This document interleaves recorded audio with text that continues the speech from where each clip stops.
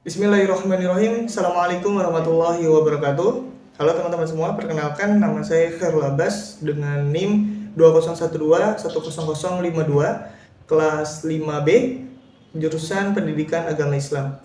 Video ini saya buat dan saya tujukan untuk tugas mata kuliah pengembangan kurikulum PAI berbasis literasi dengan dosen pengampu yaitu Ibu Helna Nelis MPD, yang mana di sini saya akan menjelaskan tentang desain kurikulum, mulai dari pengertian, macam-macam desain kurikulum, sifat-sifat desain kurikulum, hingga strategi pengembangan desain kurikulum. Langsung saja yang pertama yaitu pengertian desain kurikulum. Namun sebelum itu, saya akan menjelaskan secara etimologi pengertian dari desain. Menurut kajian etimologi, desain berasal dari bahasa Latin yaitu designare, yang artinya membuat, membentuk, menandai, atau menunjuk.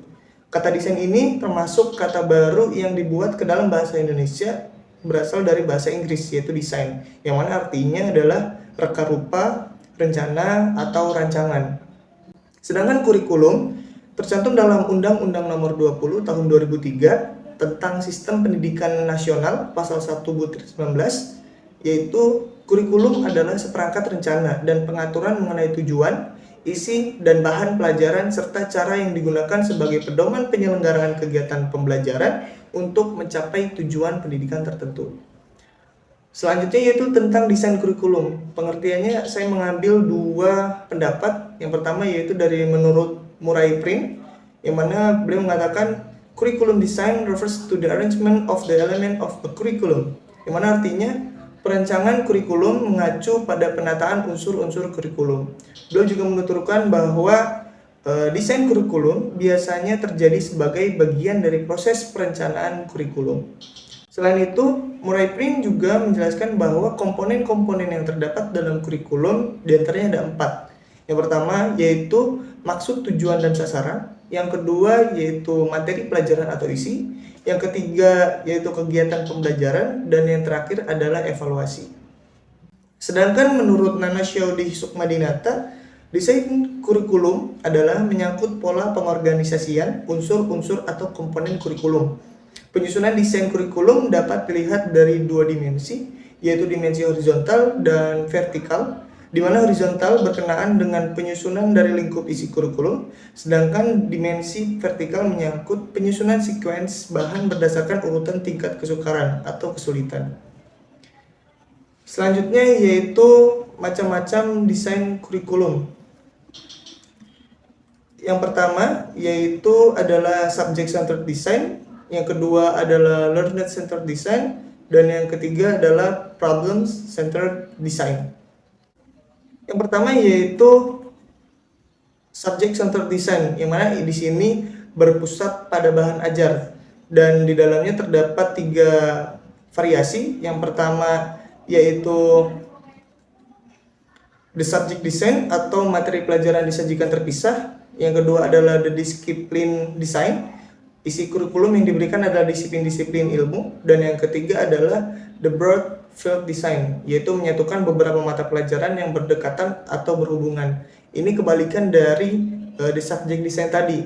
Nah, di sini contohnya yaitu tentang pelajaran sosial, biografi, ekonomi maupun geografi disatukan menjadi mata pelajaran IPS. Selanjutnya yaitu learner centered design, yang mana di sini learner centered design berarti berpusat pada peranan siswa.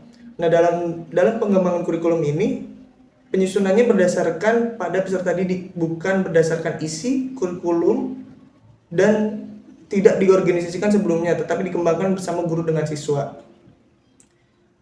Yang mana salah satu kelebihannya yaitu kegiatan pemecahan masalah memberikan kemampuan dalam menghadapi kehidupan di luar sekolah. Pembelajaran memperhatikan perbedaan individu. Namun ada kekurangan yaitu siswa belum tentu tahu persis kebutuhan dan minatnya. Di sini sulit untuk menentukan minat dan kebutuhan para siswanya. Dan yang ketiga yaitu problem centered design atau berpusat pada masalah yang dihadapi masyarakat. Problem design centered ini berawal dari filsafat yang mengutamakan peranan manusia, yang menekankan pada kesatuan kelompok yaitu kesejahteraan masyarakat, menekankan pada isi, dan kurikulum mereka disusun sebelumnya Model kurikulum ini berasumsi bahwa manusia sebagai makhluk sosial. Yang selanjutnya yaitu sifat-sifat desain kurikulum. Di sini terdapat 10 sifat-sifat desain kurikulum. Yang pertama strategis, komprehensif, integratif, realistik, humanistik, futuralistik.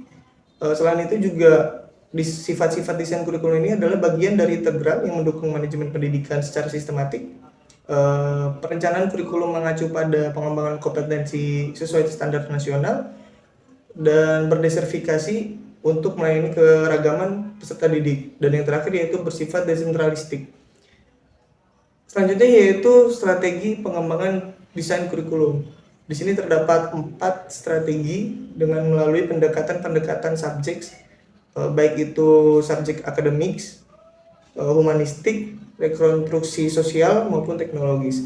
Nah, untuk pendekatan subjek akademis ini dalam menyusun kurikulum atau program pendidikan didasarkan pada sistematis disiplin ilmu, yaitu ilmu masing-masing. Setiap ilmu pengetahuan memiliki sistematisasi tertentu yang berbeda dengan sistematisasi ilmu lainnya. Yang selanjutnya yaitu pendekatan humanistik, yang mana kurikulum humanistik ini menuntut hubungan emosional yang baik antara guru dan murid. Dan yang ketiga yaitu pendekatan rekonstruksi sosial. Pendekatan ini dalam menyusun kurikulum atau programnya pendidikan keahlian bertolak dari problem yang dihadapi masyarakat. Untuk selanjutnya dengan memerankan ilmu-ilmu dan teknologi serta bekerja secara kooperatif dan kolaboratif. Dan yang terakhir yaitu pendekatan teknologis, yang mana pendekatan teknologis ini dalam pendidikan khususnya kurikulum adalah dalam 2 bentuk, yang berbentuk perangkat lunak atau software dan perangkat keras atau hardware. Nah, penerapan teknologi perangkat keras ini dalam pendidikan dikenal sebagai teknologi alat. Sedangkan penerapan teknologi perangkat lunak disebut juga sebagai sistem teknologi. Mungkin itu saja yang bisa saya sampaikan. Kurang dan lebihnya mohon maaf jika dalam penjelasan terdapat salah kata. Sekian, Assalamualaikum warahmatullahi wabarakatuh.